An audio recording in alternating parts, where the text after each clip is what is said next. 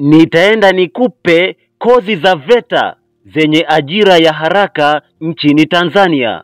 Hizi kozi zipo kwenye uhitaji mkubwa katika nchi yetu ya Tanzania. Share video hii na watu wako wa karibu ili na wenyewe wapate somo. Kozi namba 10 ni kozi ya ICT. Kozi hii inahusisha mambo kama graphic designing, web designing, lakini mambo kama ya basic networking. Ajira ipo kwenye makampuni sana, lakini unaweza ukafanya kazi kama freelancer. Kozi namba 9 ni kozi ya ushonaji. Kila siku watu wanataka mavazi ya kisasa, lakini watu wanataka mitindo ya kisasa. Lakini pia kuna makampuni yanachukua mafundi nguo wenye ubora na kipaji kila siku. Kozi namba 8 ni kozi ya upishi na huduma za chakula. Hoteli zipo nyingi sana Tanzania zinahitaji hawa watu wenye hii fani. Lakini unaweza kujiajiri pia ukawa mpishi wa kitaifa. Ukawa unapata tenda mbalimbali kama tenda za harusi, tenda za graduation. Kozi namba 7 ni kozi ya udereva. Kila siku madereva ajira zao zinatangazwa serikalini, private. Kwa hiyo kozi ya udereva ina fursa nyingi sana serikalini na private. Kozi namba 6 ni kozi ya kuchomelea vyuma. Mafundi wazuri wanapata kazi kila siku bila hata kujitangaza.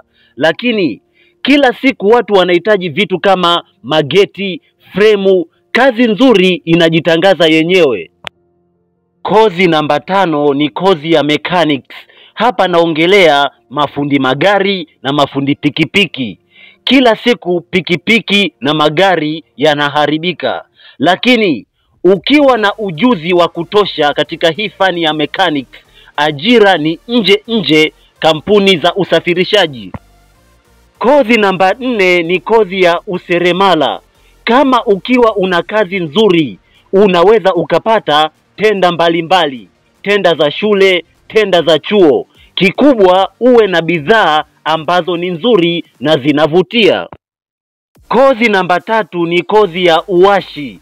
Hapa naongelea fundi ujenzi. Kila siku miradi ya ujenzi haikomi, lakini fundi bora hupata kazi kila wiki. Kozi namba 2 ni kozi ya ufundi simu na kompyuta. Kila mtu sasa hivi ana simu, kila mtu sasa hivi ana laptop. Kwa hiyo simu kila siku zinaharibika, laptop kila siku zinaharibika. Kwa hiyo ukiwa fundi bora ni lazima upate kazi kila siku. Kozi namba 1 ni kozi ya ufundi umeme wa majumbani na viwandani. Kila siku majumba yanajengwa. Kwa hiyo mafundi umeme wanahitajika sana kwa sababu kila siku watu wanajenga nyumba. Lakini viwandani kila siku itilafu zinatokea. Kwa hiyo mafundi umeme wa viwandani wanahitajika sana.